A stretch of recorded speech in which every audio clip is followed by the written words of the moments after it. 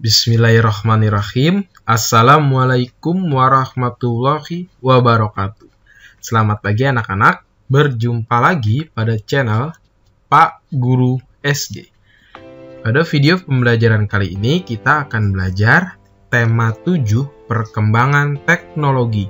Subtema 2 perkembangan teknologi produksi sandang. Pembelajaran kedua. Nah, ingat ya anak-anak, sebelum memulai pembelajaran, kalian mempersiapkan alat tulis kalian terlebih dahulu, seperti pensil, pulpen, penghapus, rautan, buku, dan buku penunjang lainnya. Setelah itu, kalian berdoa menurut agama dan kepercayaannya masing-masing, agar proses pembelajaran dan kegiatan kita hari ini dapat dimudahkan, serta ilmu yang kalian dapat bermanfaat. Oke, kita mulai pembelajaran hari ini. Bacalah dengan nyaring. Di sini ada sebuah teks yang berjudul Mengolah Bahan Dasar Pakaian. Indonesia kaya akan bahan dasar pakaian. Ada serat alami yang berasal dari kapas, daun, kayu, batang pohon, kepompong ulat sutra, dan bulu domba. Ada juga bahan dasar berupa serat buatan seperti nilon. Dahulu, bahan dasar pakaian diolah dengan cara sederhana. Daun dijemur hingga kering, kayu dipukul-pukul hingga tipis, kulit hewan direndam dan dikeringkan. Semua diolah menjadi pakaian. Saat ini, bahan dasar pakaian diolah dengan cara modern. Bahan dasar diolah menjadi serat. Serat dipintal menjadi benang. Lalu, benang ditenun menjadi kain. Semua itu dilakukan dengan mesin yang canggih. Nah, oleh karena itu anak-anak, meskipun pada saat ini teknologi sudah menunjang kita dalam berbagai hal, tentu kalian harus dapat menjaga juga pakaian kalian ya. Apabila pakaian kalian kotor dan lain sebagainya, lebih baik kalian bisa mencuci atau membersihkannya sendiri. Jadi agar kalian itu tahu cara membersihkan dan cara merawat pakaian yang kalian gunakan. Dan juga pada masa lalu proses pembuatan pakaian itu terlalu rumit dan juga terlalu memakan banyak waktu. Nah, sekarang karena sudah ada alat yang modern dan cara yang modern, maka bahan dasar diolah menjadi serat atau menjadi pakaian itu menjadi benang ya, kemudian ditenun menjadi kain, itu menjadi lebih mudah dan menjadi lebih cepat. Kalimat saran. Kalimat yang isinya pendapat atau anjuran biasanya diawali dengan kata sebaiknya, seharusnya, hendaknya, saya sarankan, dan lain sebagainya. Perhatikan teks berikut. Nah, di sini ada sebuah teks nih. Yaitu, selama ini kita menggunakan pakaian tanpa mengenali jenis-jenis bahan yang ada. Beberapa ahli dari industri tekstil mengenalkan beberapa bahan dari serat alami yang kini telah banyak beredar di pasaran. Bahan yang terbuat dari serat alami diantaranya bahan katun, sutra, linen, wol, dan kulit hewan.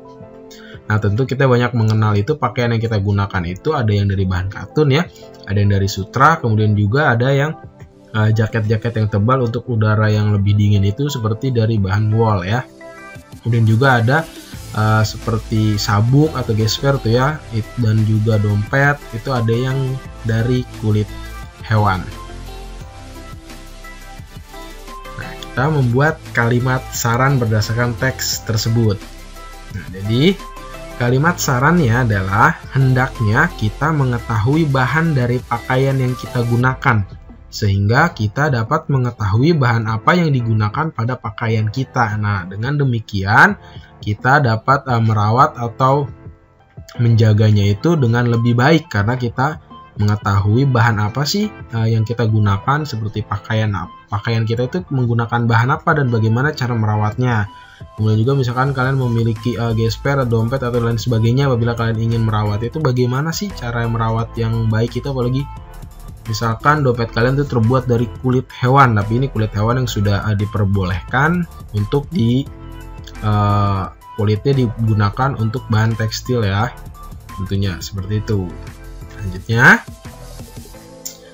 keberagaman di rumah. Kita semua tentu memiliki anggota keluarga di rumah, mulai dari ayah, ibu, kakak, adik, kakek, nenek, paman, bibi, dan lainnya. Nah, tentu kalian apabila tinggal di lingkungan tempat tinggal kalian atau di rumah kalian itu tentu beragam ya. Ada yang tinggal bersama ayah dan ibunya, kakak serta adik. Ada juga yang tinggal bersama ayah dan ibunya saja, berarti kalian anak nomor 1 atau anak pertama ya. Kemudian juga ada juga yang tinggal bersama keluarga besarnya, seperti ada kakeknya, ada neneknya, ada pamannya, ada bibinya, ada ayah dan ibunya. Itu berarti kehidupan di sekitar kita atau di keluarga kita itu beragam. Setiap orang itu berbeda-beda. Ada siapa saja anggota keluarga kalian di rumah? Nah ya, jadi ingat keluarga kita itu beragam tentu yang tinggal di lingkungan rumah kita.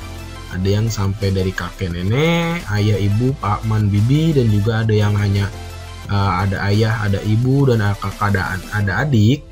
Itu tentu beragam setiap keluarga. Sini keberagaman sama dengan perbedaan. Keberagaman anggota keluarga di rumah. Nah, di sini keberagaman itu ada beberapa jenisnya nih. Sini ada keberagaman ciri fisik. Contoh seperti ciri fisik itu ada yang tinggi, ada yang pendek, ada yang gemuk, ada yang kurus ya. Kemudian juga ada yang rambutnya itu lurus, ada yang ika, ada yang keriting, dan lain sebagainya. Selanjutnya keberagaman karakter atau sifat. Nah, ada yang sifatnya pemalu, ada yang sifatnya mudah tersinggung, ada juga yang sifatnya pemaaf, serta sifatnya itu karakternya itu bijaksana. Dia lebih bisa menghargai dan lebih bisa memahami situasi dan kondisi sekitarnya. Kemudian ada keberagaman kegemaran. Nah, di sini ada keberagaman kegemaran. Contoh misalkan kakak gemarnya itu bernyanyi, ada juga adik gemarnya itu bermain sepak bola. Nah, tentu berbeda ya. Kemudian ayah juga ada gemarnya itu merawat hewan, seperti ada ikan, ada burung, dan lain sebagainya. Ibu kegemarannya merawat tanaman. Tentu itu adalah keberagaman kegemaran di lingkungan keluarga di rumah. Dan juga ada keberagaman kebiasaan. Nah, di sini ada keberagaman kebiasaan itu ada yang positif dan ada yang negatif tentunya. Seperti halnya ayah dan ibu bangun pagi gitu kan, sementara ada adik bangunnya setiap hari itu siang gitu. Nah, itu faktor suatu kebiasaan. Dan juga ada yang lain sebagainya. Selanjutnya keberagaman makanan kesukaan. Nah, ini juga tentu berbeda-beda setiap anggota keluarga ya. Ada juga misalkan kakak itu menyukai makanannya itu nasi goreng. Nah, bisa juga adik menyukai makan itu dengan telur dadar atau telur mata sapi ya. Kemudian ayah dan ibu kegemarannya adalah, terlebih ayah nih kegemarannya adalah makanan yang dimasak oleh ibu. Apapun yang dimasak oleh ibu, tentu ayah suka dan senang ya dengan makannya. Dan juga ada juga misalkan kamu itu menyukai makanan yang mie dan lain sebagainya, itu bisa juga ya, karena ini kegambaran makanan kesukaan. Ada juga yang menyukai makanan kesukaannya itu makanan tradisional berdasarkan daerah asal ayah atau ibunya. Oke, pamerannya jadi keberagaman anggota keluarga di rumah itu ada keberagaman ciri fisik, keberagaman karakter atau sifat, keberagaman kegemaran, keberagaman kebiasaan, dan keberagaman makanan kesukaan. Di dalam anggota keluarga juga bisa terdapat keberagaman suku. Nah, contohnya adalah ibu yang berasal dari suku Jawa dan ayah berasal dari suku Bali. Nah, tentu di anggota keluarga kalian itu ada yang dari berbeda suku. Ada ibunya itu dari suku Sunda contohnya ya, kemudian ada ayahnya itu dari suku Jawa. Begitupun demikian ada juga yang ibunya dari suku Sumatera, ayahnya dari suku Jawa juga ya. Jadi beragam. Di Indonesia terdapat keberagaman suku bangsa yang memiliki pakaian tradisional dengan ciri khas masing-masing. Bahan yang digunakan untuk membuat pakaian tradisional pun bermacam-macam. Perbedaan yang ada hendaknya tidak menjadi sebuah masalah. Untuk itu diperlukan sikap tenggang rasa dan menerapkan sikap saling melengkapi dan toleran dalam menyikapi keberagaman di rumah. Karena semboyan negara kita adalah Bhinneka Tunggal Ika, berbeda tetapi tetap satu.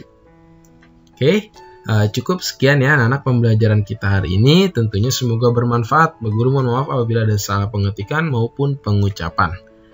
Terima kasih. Wassalamualaikum warahmatullahi wabarakatuh. Sampai jumpa pada pembelajaran selanjutnya.